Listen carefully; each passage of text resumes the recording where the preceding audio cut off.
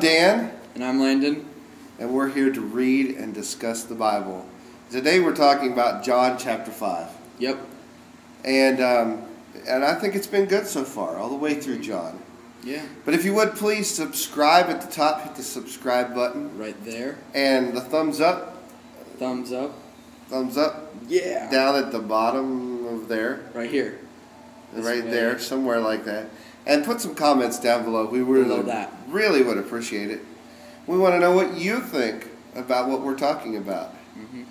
We'll also put some links down at the bottom about our church and some sermons if you want to hear them, and some children's ministries, and also some links about the Bible, some links about different versions of the Bible. We encourage you to read the Bible yourself and see what you get out of it. Mm-hmm. Don't depend on us to read the Bible for you. Right. Even though that's what this video is about. Anyway, shall we proceed? Yes. Okay. This is John chapter 5, and we're reading out of the New King James. Mm-hmm.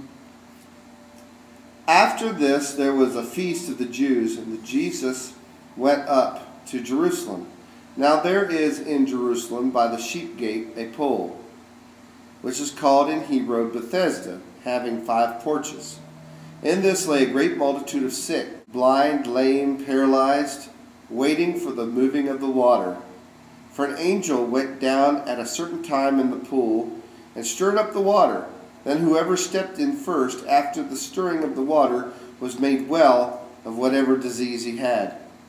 That's some kind of pool. Yeah, really. I'd like to sit by that pool. But it doesn't say how long it took before the angel would stir. Right. I would imagine there was a lot of people there waiting. Yeah. Since people got healed at the pool, so they knew about it. Yeah. Now a certain man was there who had an infirmity 38 years. Wow, that's a long time. Now, I'm at the taping of this, I'm 43. And I'm 15. And he's 15. So that is a mighty long time to be sitting by the pool. Yeah. Maybe you got sunburned. I don't know. No. Maybe it's like covered over. Well, it did say there was 5 porches.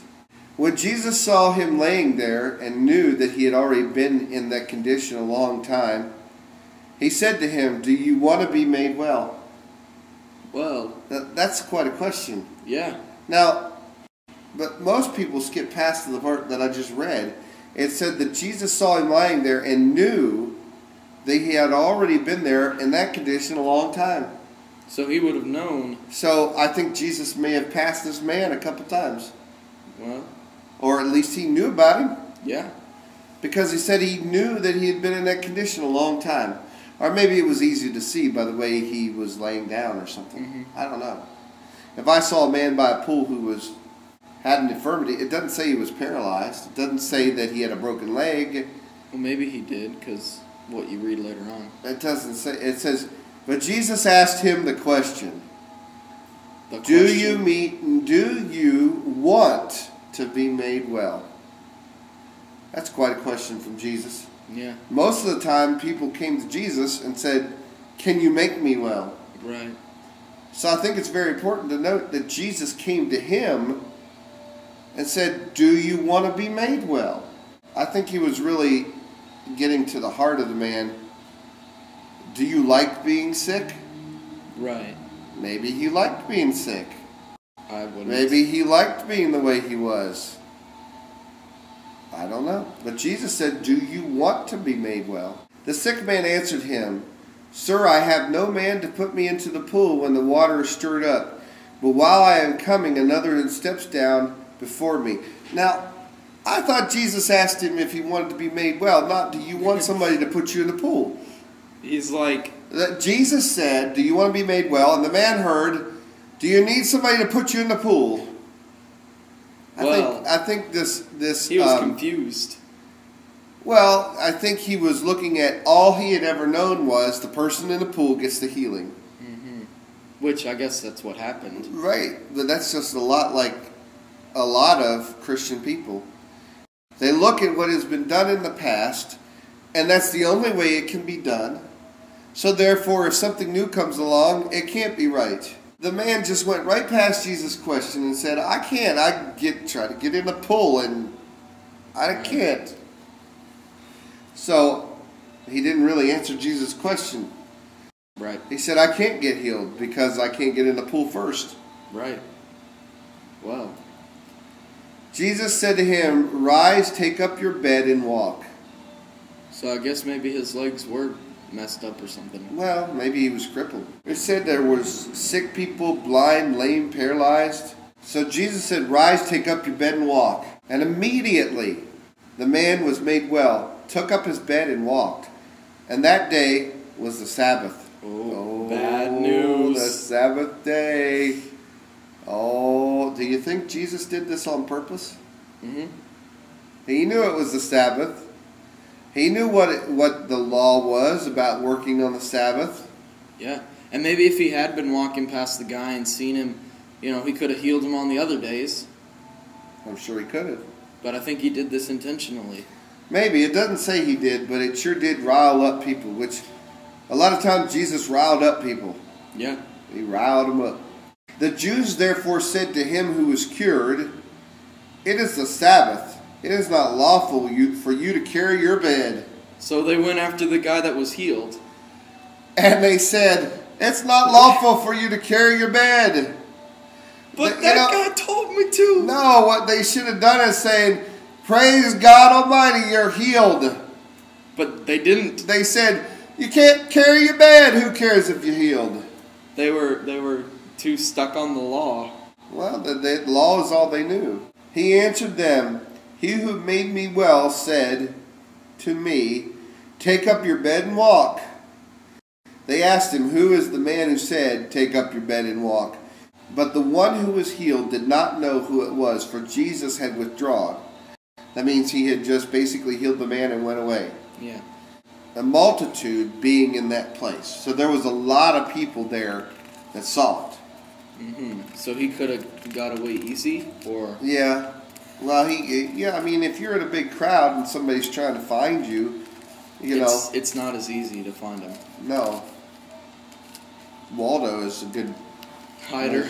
He's a good hider. Because basically everybody wears the same colors. But anyway. Things.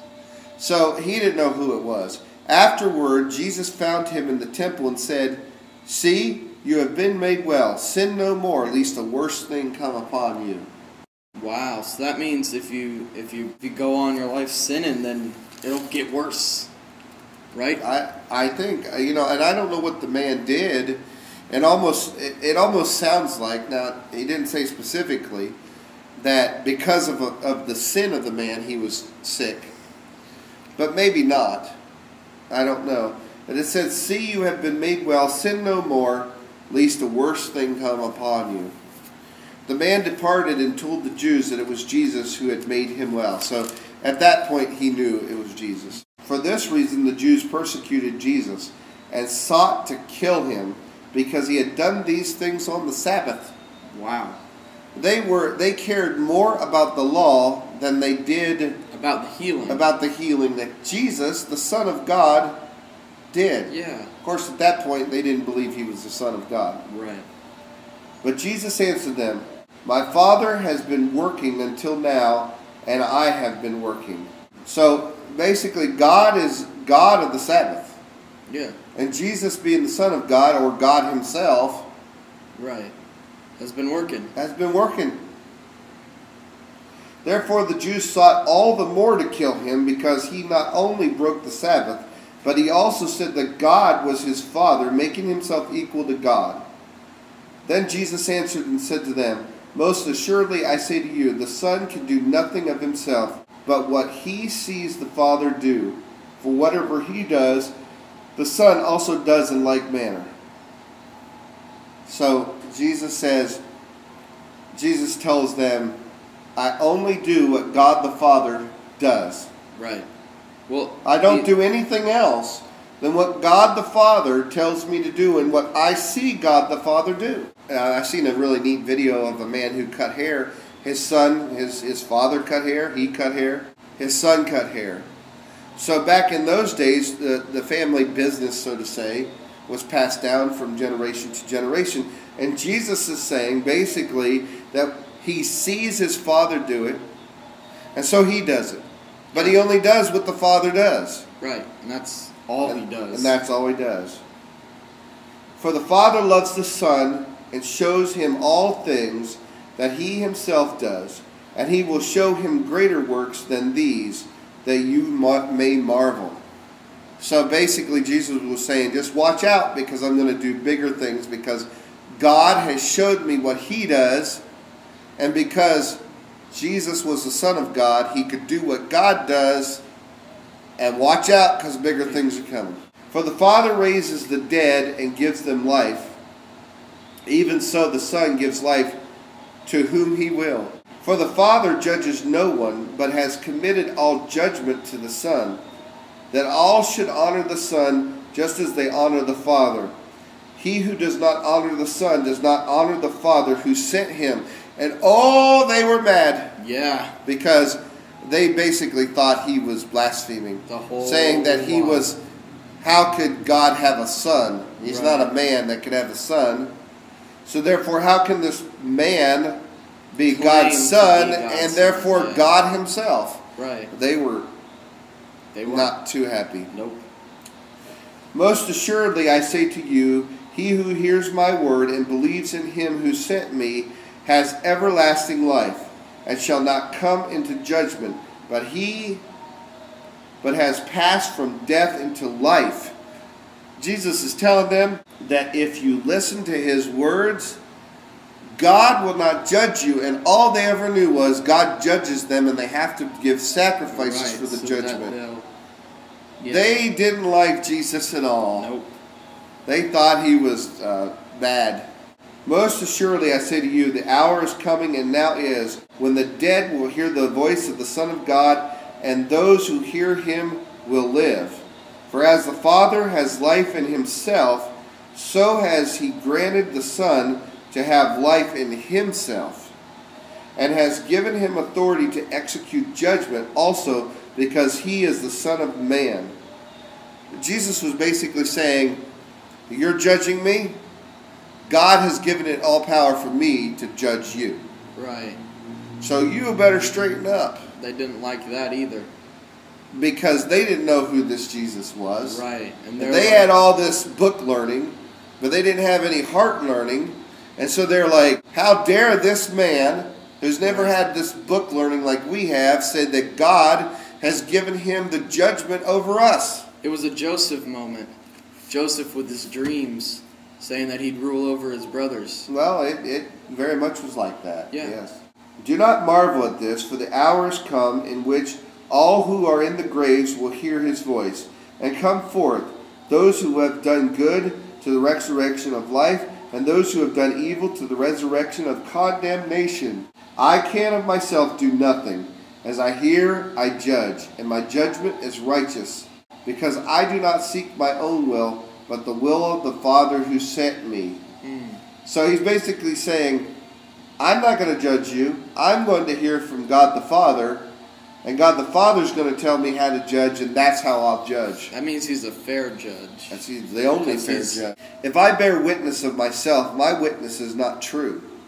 There is another who bears witness of me, and I know that the witness which he witnesses of me is true. He's talking about God the Father. You have sent to John, and he has borne witness to the truth. Yet I do not receive testimony from man, but I say these things that you may be saved. He's basically telling them, you need to listen to me so that you can be saved and not be in condemnation. You can be healed, and you will not be judged by God, because I will judge you as righteous. Right. He was the burning and shining lamp, and you were willing for a time to rejoice in his light. Speaking of John. Yeah. But I have a greater witness than John's, for the works with the Father has given me to finish. The very works that I do bear witness of me, that the Father has sent me. So he's telling them that you will see that by my works, although God is not in it for the works, He sent Jesus to do work so that they would believe that he was from God. Yeah. So he's saying that God has given me these works to do so that you can believe that God sent me. Yeah.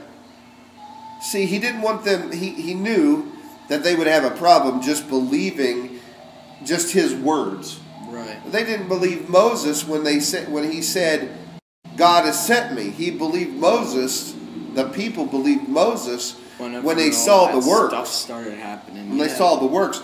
In fact, when they got right out of Egypt, they still didn't believe Moses when they got up to the Red Sea. They only believed Moses when the Red Sea parted. Right. And then after that, over and over and over, these people just did not believe the man from God, the man that came from God to tell them the truth.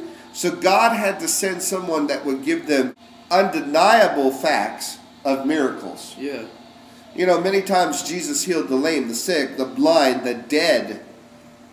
But we find out, of course, what happened to Jesus. They still didn't believe him. Right. And then So Jesus is telling them that God sent me, and I'm going to do these works so you can believe that God sent me, because no one else can do these works except for God send them. And the Father himself who sent me has testified of me. You have neither heard his voice at any time, nor seen his form. But you do not have his word abiding in you, because whom he sent, him you do not believe. Wow. So they're basically saying that you don't have any form of godliness in you because you don't even understand the one who's standing in front of you is the one who would give that to you. Right, yeah. You search the scriptures, for in them you think you have eternal life, and these are they which testify of me. The words testify of Jesus. The prophecy. And they're searching for in the scriptures for Jesus, and he's standing in front of them, and they do not believe him. Right. But you are not willing to come to me that you may have life. I do not receive honor from men, but I know you, that you do not have the love of God in you. Now he's talking to these people that were more concerned with the man who was carrying his bed than getting healed. Yeah. See, God sent Jesus to heal the sick. Mm-hmm. And they didn't care about the healing of the sick. All they cared about was the law that Jesus wrote. Right, yeah. I have come in my Father's name, and you do not receive me. If another comes in his own name, him you will receive. So That's ridiculous. he's saying basically like you may have even received John because John didn't say he was the Messiah. He but said because he was John. He said he was John. Yeah. And if Jesus would have said, I'm Jesus. I'm Jesus, I'm a prophet of God. Right. They would have. They may would have believed him. But he said, I'm Jesus. I'm the Son of God. I'm the Messiah you're looking for. Yeah. They said, God didn't tell us you were coming. Yeah, he did. Well, God told them, but they were saying, God didn't tell us directly, like a burning bush, you were coming. Right. We weren't expecting you. We were expecting another Moses to come and take us out of bondage. Right. We weren't expecting a peaceful king. We were expecting a king that would come and destroy the Romans. Yeah, that's what they wanted. But that's not what they got. That's what they wanted. It's not what they got They expected Moses the second. Right. They expected somebody to take them out of Egypt, out of bondage. They expected Jesus, or whoever the Messiah was, to take them out of Rome, out of bondage. Basically, they weren't slaves, but they were subjective to it. How can you believe who receive honor from one another and do not seek the honor that comes from the only God? Do not think that I shall accuse you to the Father. There is one who accuses you, Moses, in whom you trust. Wow. That they didn't want to hear that. For if you believed Moses, you would believe me, for he wrote about me. So basically he's saying that because you really don't believe Moses because you don't believe me, he's the one talking to God and saying, well, these people are bad news. Because they say they believe the writings of Moses. Right. But in their hearts they really do not. Right. Therefore the words of Moses testify against them. Right. And he said, for if you believe Moses, you would believe me, for he wrote about me. Yeah. But if you do not believe in his writings, how will you believe my words? Wow. I think Jesus gave them the smackdown. Yeah. I think I really think that Jesus was kind of taken aback, I wouldn't say offended, but kind of like, he was like, what's your problem? If it were me, I would have been tired of all these people saying, there's no way you could be the Son of God. Well, the story starts off with him healing the man on the Sabbath, and that's what they were upset about. Right. Which is just so bad. I think that Jesus really laid into them with what they should have known as the truth. Right. But they didn't. But they didn't accept it. Right. They only wanted to deal with the law.